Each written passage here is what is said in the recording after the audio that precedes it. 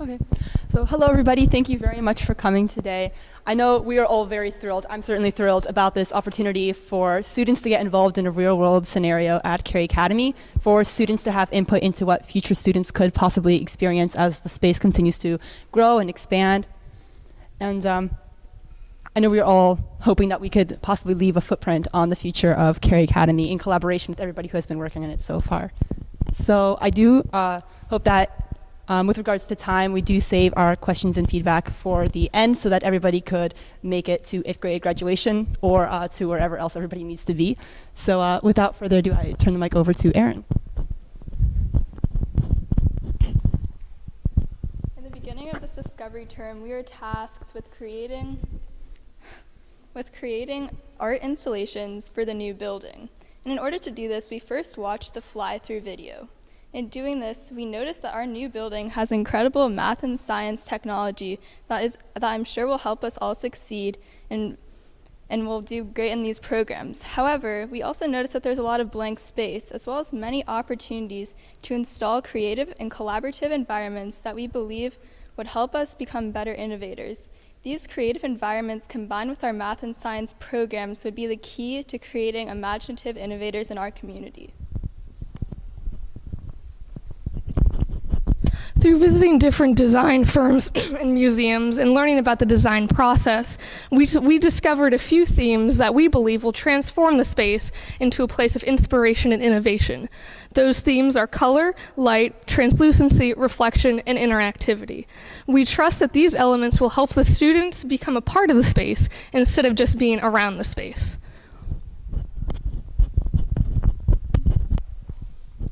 So in ideation, we were very inspired by nature, so natural colors and natural light we thought would bring a lot of presence to the space. We wanted to create a naturally collaborative environment, so we didn't want it to be obvious that we wanted students to collaborate, but we kind of just wanted them to ease into that. And we kind of thought that we should harness and manipulate light, color, and shadow. And we also wanted to showcase some student art, so to create a flexible environment where many different things could happen. And so on that board were just some of our preliminary thoughts, and we jotted down everything that came to our mind, and it's all very natural. So some specific ideas, we really wanted to fill the empty space to easily transform the atmosphere, and we wanted to put art on railings and pillars, windows to utilize the natural light and utilize color. We thought it would really change the ambiance of the space. And we also wanted to fill empty walls and staircases, because staircases are usually a place where people don't think to go, but they might be really livened up with some art. So specific locations in the new building, we thought of transforming are places like the greenhouse, the entrance, the makerspace, and the brick wall. And again, all of the ideas that the students have come up with today are to sort of fulfill those 4 themes that we listed on the board. So to inspire the students and lead to further experimentation in the space, to compel future creativity, to alter how the students see the space rather than it being something for them to observe, something for them to sort of be a part of and interact with, and also to encourage collaborative process and play among the students. So now I'm going to turn the mic over to some of our ideas, beginning with Savannah. So this first idea, you can see when you first walk into the building. So it's inspired by the work of Es Devlin, who is a stage designer who works with a lot of rotating objects. This is supposed to serve as like a bulletin board that other students and the rest of the community can see student achievements. It's an interactive piece of art that will engage the viewer.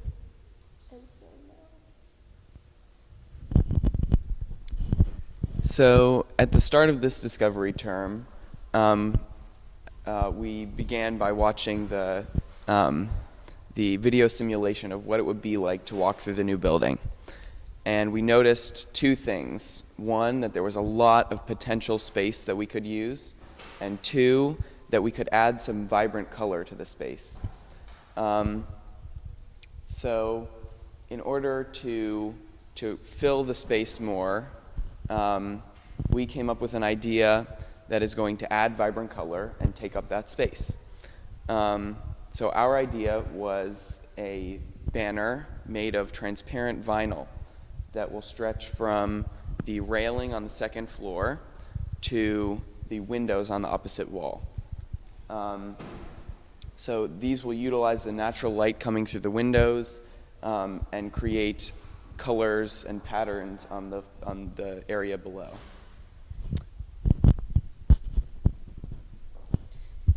So we wanted to add more color and make the space more inviting, and as the light streams in through these banners, it'll project this color onto the walls, onto the floor, and make the add to the entire area and make it more inviting. We wanted to make sure that it was safe and durable, so we have an example of how we were thinking of hanging it with steel wire. We also thought that one thing that could improve this further would be to have an additional light source on the ceiling so that we weren't completely reliant on natural light, but either way we wanted to have a sort of a fun and playful and inspiring piece to add to the building.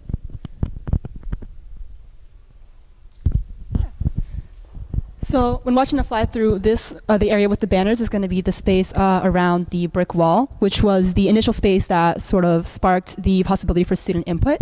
So some of that input is going to be Julian talking about the possibility of a creative workspace.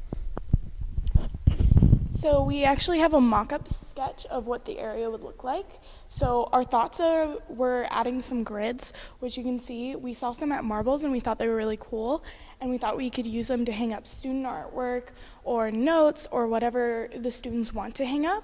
And we also have a storage solution, which Eli will talk about later. And we have these micro screens, which students can program things for. And we thought the programming class could program video games, or you could put up student art or video production art and show what the students have made to make a creative space.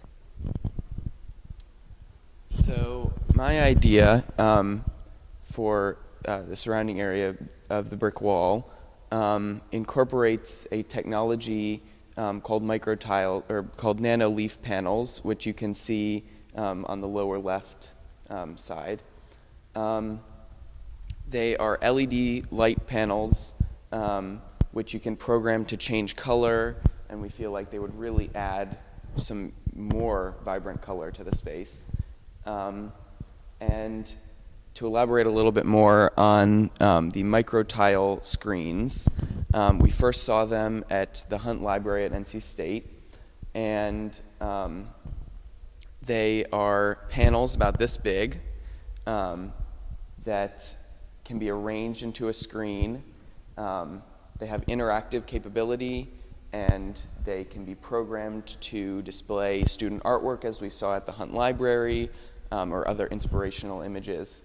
They're a lot easier to install than just a large TV screen, and just there's so much possibility of what we could use them for.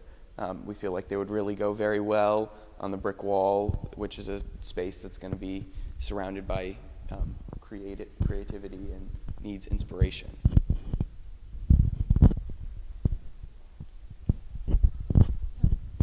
So as students continue to move through the space, we decided that we didn't want to restrict our ideas only to the space around the brick wall, and we saw a lot of potential in places like the staircase. So for that, we're going to have Rexy talk about So I was incredibly inspired by the North Carolina Museum of Art's exhibit on light and reflection to create a piece that that uses pieces of mirror to make a larger geometric shape that would create a sense of structure and balance. And it would be under the staircase to really draw people into that space. And if you were to, if you were to have lights shining down, especially colored lights, it would give off a really different reflection. And if you were to have it in corners, the lights would reflect upon each other. And there are a lot of different ways that you could play with the different pieces of mirror to create a lot of different outcomes.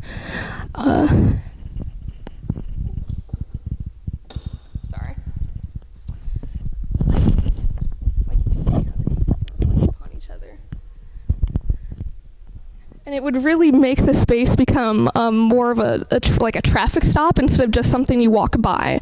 And it would really draw people in to like ask questions about, oh, why does this work? How does this work? And think about what's going on with how their reflection can be changed.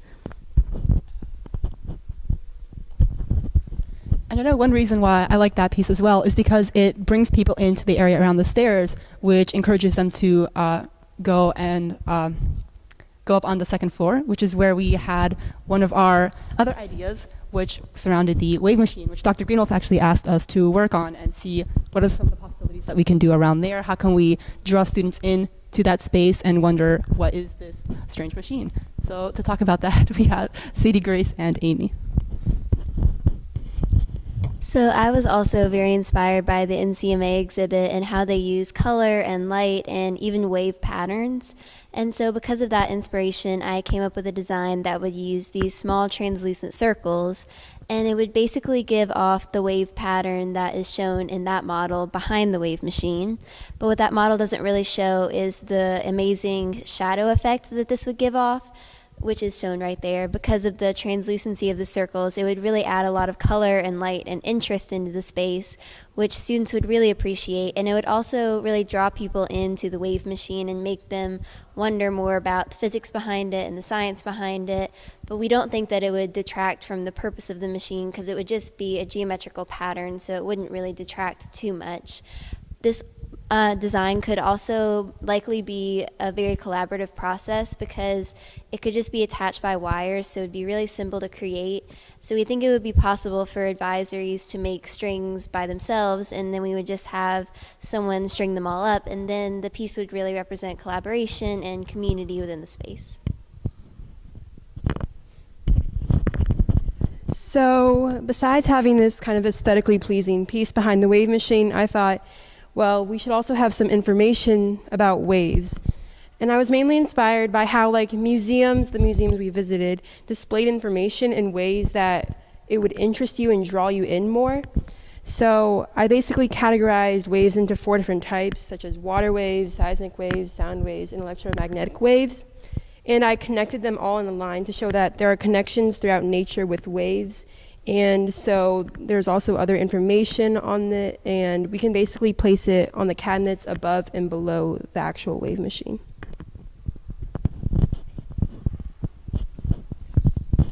And again, that confirms what Dr. Greenwolf taught us, which is that waves are everywhere. Yeah.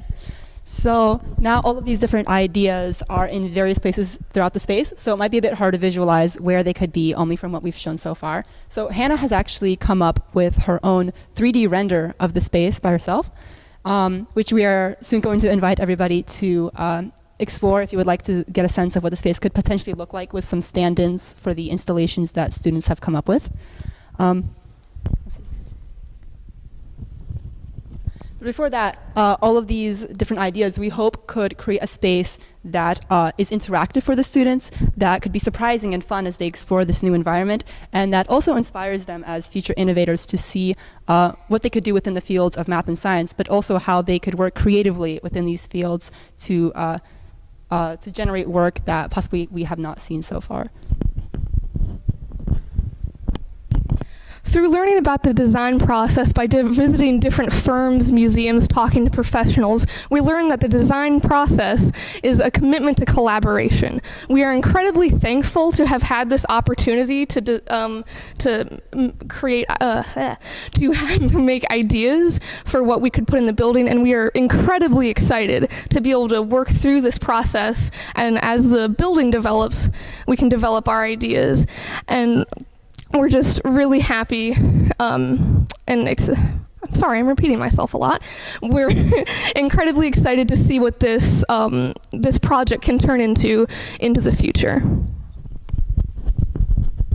So on the topic of collaboration, we are now going to open the floor to your feedback and comments and questions about our models. So do feel free to come up and explore what some of these models are like. We have constructed some 3D models of the spaces that we are thinking of using. Again, you can examine like Hannah's rendering and see what some of the sample materials we are thinking about doing are, and ask us about some of our process. So we thank everybody here again so much for coming and for providing us with this opportunity, and we hope everyone has an amazing day. Thank you.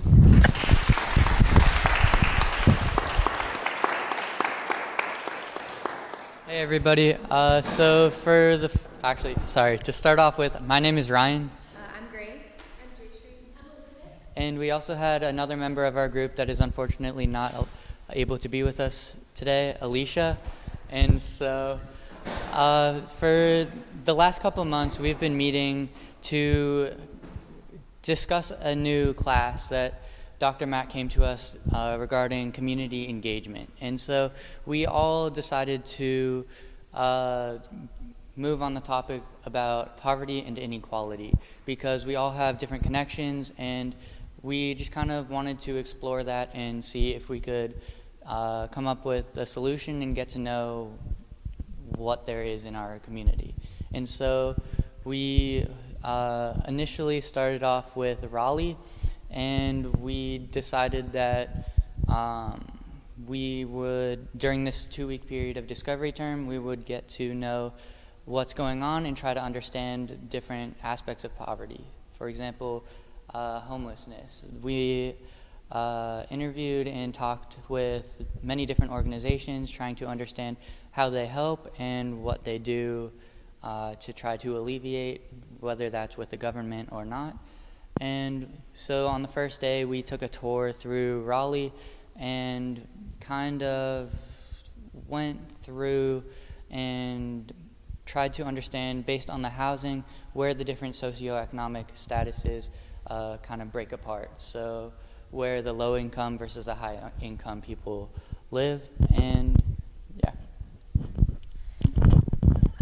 So why Raleigh, right? So one reason we picked Raleigh was, of course, because of its closeness, its proximity. And we also picked it because it's kind of fresh territory. One reason we chose Raleigh over, say, Durham was because Durham has already been studied really extensively on the topics of poverty and inequality, so we decided it would be interesting to kind of look at a new area.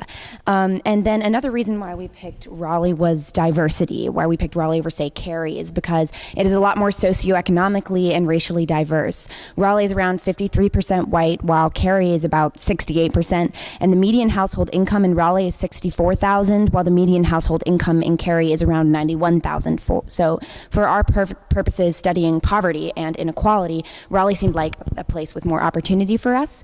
And also, there's an abundance of wealth still in Raleigh. Although the median household income in Raleigh is lower than that of Cary, Raleigh is by no means poor. The median household income for North Carolina is around $50,000, which is $9,000 below the national figure and $14,000 below Raleigh's. So it's not like Raleigh doesn't have any resources to do anything about its poverty problem.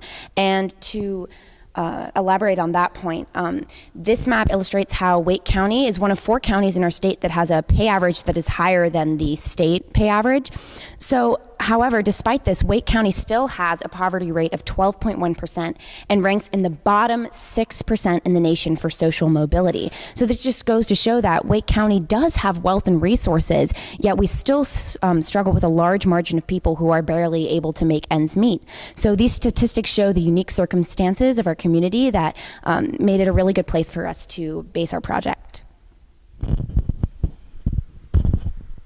Okay, so during these first 2 weeks, what we wanted to do was talk to a variety of sources, both academic, professors and people from think tanks, and also the people on the ground and doing the work and who actually see the day-to-day realities of these individuals affected by poverty. So we talked to a bunch of different think tanks and nonprofits. For example, Dorcas Ministries, Civitas, a conservative think tank, NC Justice Center, which focuses on budget and tax analysis. And we also talked to several experts, including Dr. Robert Korsad from Duke, a retired executive director of the NC Housing Finance Agency, and Dr. Harris, a professor at UNC.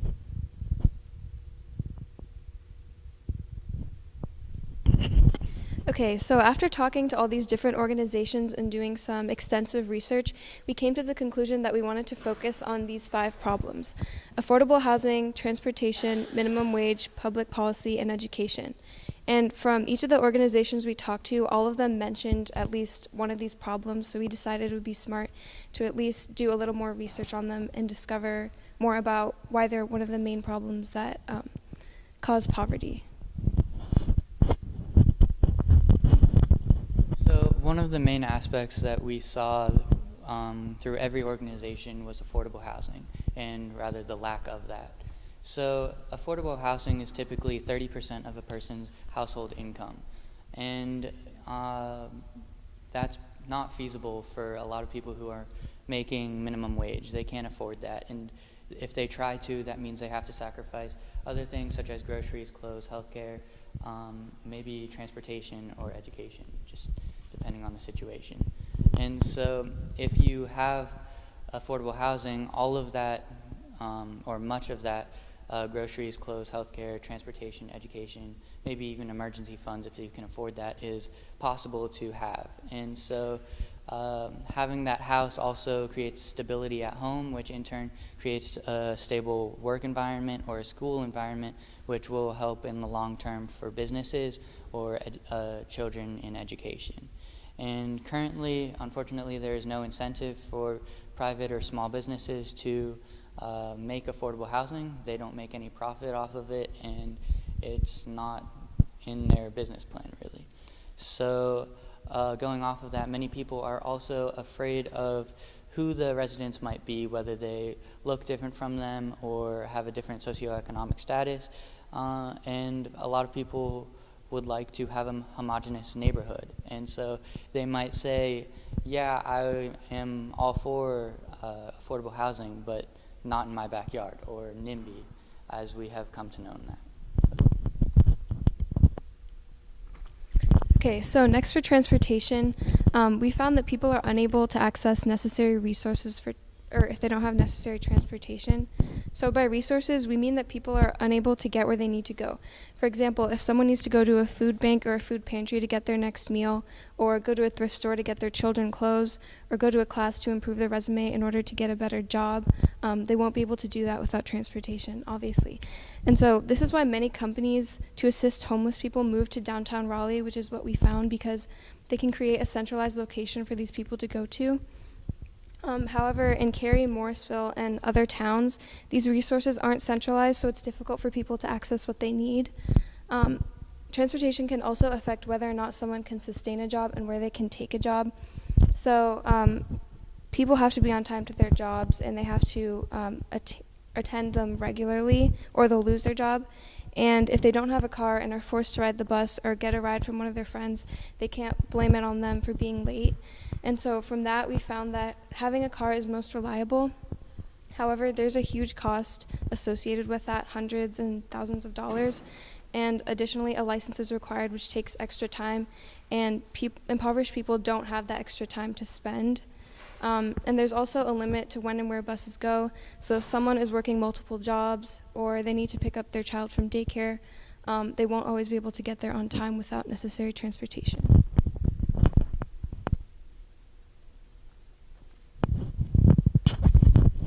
Okay, so the federal minimum wage is $7.25, but despite this, 23 states actually have a higher minimum wage, all the way up to District of Columbia, which has 11.5.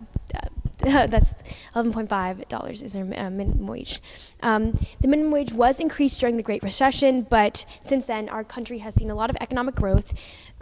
Through our calculations and through the various organizations we talked to, we just found that living on the minimum wage is simply unfeasible. It's not possible, and they're unable to attain this social mobility because the limited funds they have.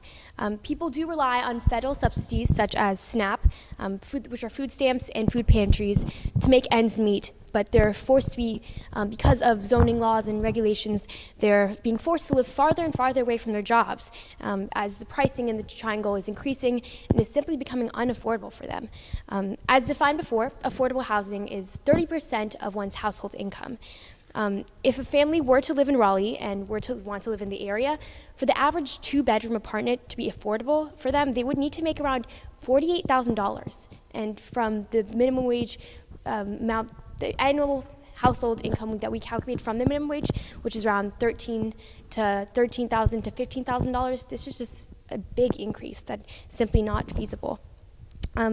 We've heard some counter arguments from Civitas and John Locke Institute that raising the minimum wage would, in fact, price people out of their jobs, as companies would be forced to turn to innovation and technology to replace workers.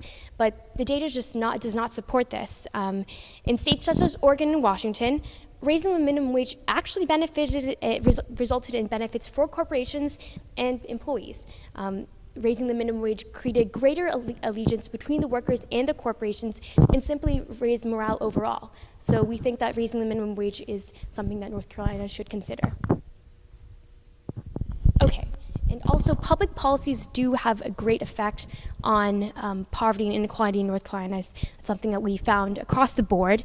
The first thing we figured out was the corporate income tax in North Carolina, which is 6.9, which in 2013 was 6.9%. Today it is 3%, and it's falling as the recently passed budget brought it down to 2.5%, which is one of the lowest in the nation. The rationale is that lower corporate income tax would give more money to corporations and create more jobs.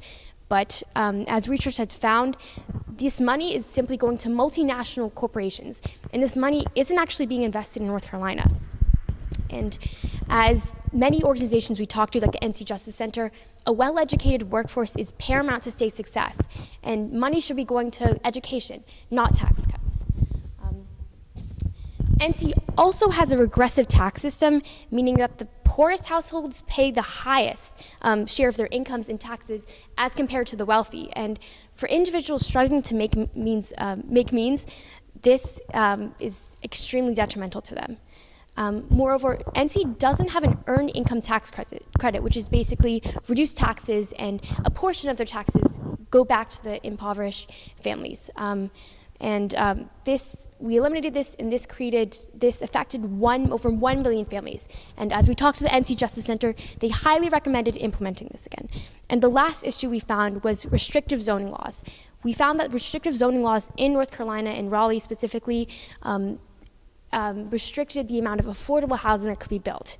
And because of these strict laws, Habitat for Humanity, who tried to build an affordable housing unit, it was just simply unable to. And what we found was a solution, which is inclusionary housing, which is setting aside 10 units in a 100-unit apartment and complex for affordable housing.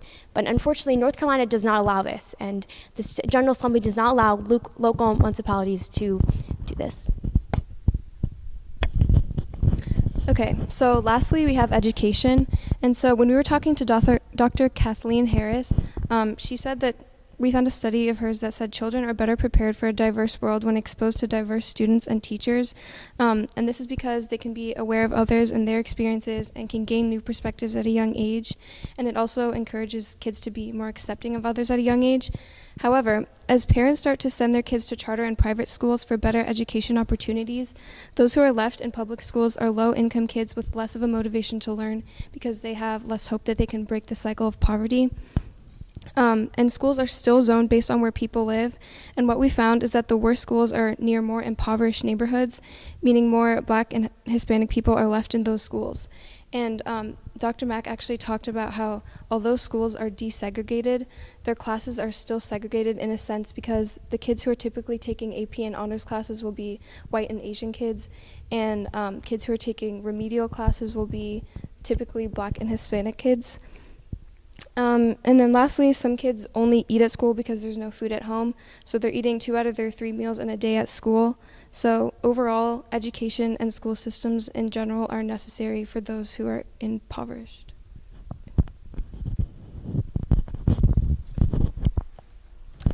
So next year we are going to turn our findings into a community engagement-based class. So at the end of every interview that we conducted over these past 2 weeks, we asked the same question. We asked, what can we as high school students do? And the main response that we got was to educate others in our school, take the knowledge that we had amassed during this 2-week period and transfer it to the students in our school community. So Dr. Robert Kortstad specifically showed us one of his exhibits about the history of racist housing in the South, and we wanted to do something similar. So somewhere So next year we're hoping to make some sort of visual representation about poverty in Raleigh and have it somewhere on our campus where students would have access to viewing it. And we want to also host workshops where we teach about the different elements of what creates poverty in our area and possible solutions. We also want to connect with students from other schools, perhaps ones with more low-income students, not as the Carey Academy saviors, but as fellow students to learn and ideate with together. And as the year rolls on, as we learn more and more about this issue, and as the issue itself continues to unfold, we hope to speak to some state legislators and perhaps, instead of interview them, propose to them some policy changes. We know we can't solve poverty in North Carolina in a year, but why not aim for it, right? Thank you.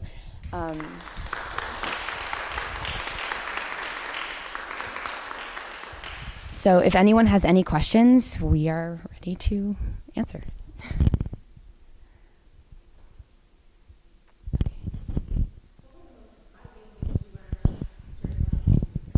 Well, a lot of the issues weren't necessarily surprising, but literally we just didn't know anything about them before. So I remember, affordable housing definitely came up out of the blue. Like, we'd never really thought about that before. We thought like, oh, you can't make money. Like, yeah, you probably can't buy a house. But we never considered the fact that literally there were no houses available to people who were making a certain income. And we also learned about how housing, the asset of having a house is very important to start the foundation for a person being able to build wealth on top of that. You know, the house is most people's largest asset. It's your main source of wealth. And without having a house, it's actually something that can really drive people deeper into poverty and also, limit their ability to get out of poverty. So yeah, affordable housing is one of the main issues that really kind of stepped up as more important than we thought that it would be. I think we heard a few statistics that really surprised me, like 21% of the children in Wake County are in poverty, and then also a home without a father is 5 times more likely to be in poverty. So that's crazy.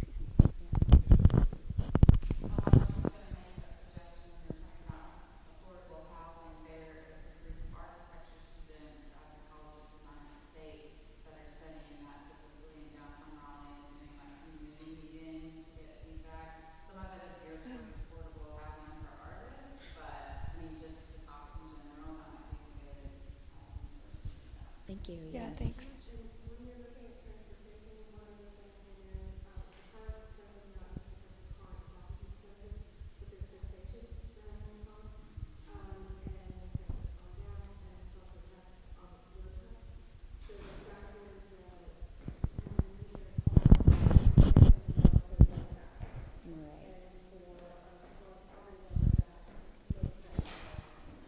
Right. Thank you. Yeah.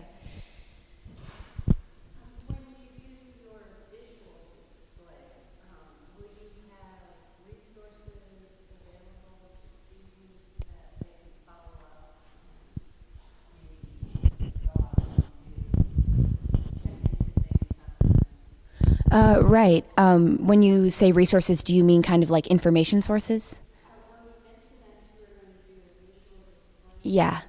So we're hoping the visual display would have something to do with kind of more like an infographic in a sense, a large kind of informational with graphs and facts, because one thing that we found throughout this process is that we didn't know anything or not as much as we should have. And Dr. Robert Korstad had a very interesting quote where he said that, learn now so you don't have the excuse to be ignorant later in the future. And that's kind of the message that we want to pass on to the students in our community, because I think when you look at the facts and at the economic reality of the situation, there's actual policy changes that could be helping this issue and alleviate the burdens of poverty that are just not being put into place. And so we think that, letting the future voters of America learn about the issue of poverty is something that's going to be really important to instigating change for the future.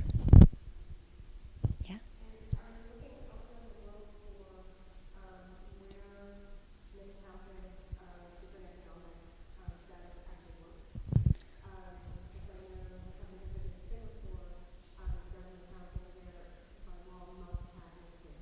Right. So we have not yet looked out to different parts of the world to learn about the actual effectiveness rates of integrated housing, right? But with all the experts and nonprofits we talked to, there was kind of a general consensus that yes, this is something that works. So our kind of lens of focus is trying to figure out how could North Carolina, or at least Raleigh in the Wake County area, implement this in a way that's going to be, feasible and is going to, I'm not sure.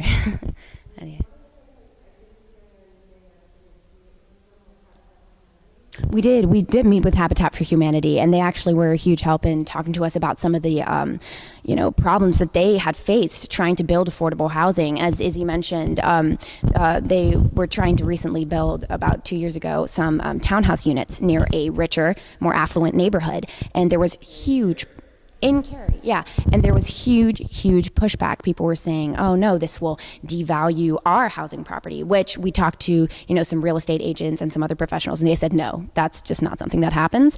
There's a lot of preconceived notions about affordable housing, like that, there's going to be these beautiful middle-class homes, and then beside them, there's going to be these rickety little apartments. No, they can blend into a community. They can be built to, assimilate with the more the higher income homes, and ultimately that can be a really good tool for helping pull people out of poverty, to have socioeconomically integrated housing. Right? Yes, please. Yeah. Definitely, that's a huge focus. When we talk to Self-Help Credit Union, which is based in Durham, helps low-income individuals get loans. They definitely mentioned self-gentrification. That's a much bigger issue in Durham, but we definitely still see it in Raleigh. So we would definitely want to address that. Thank you.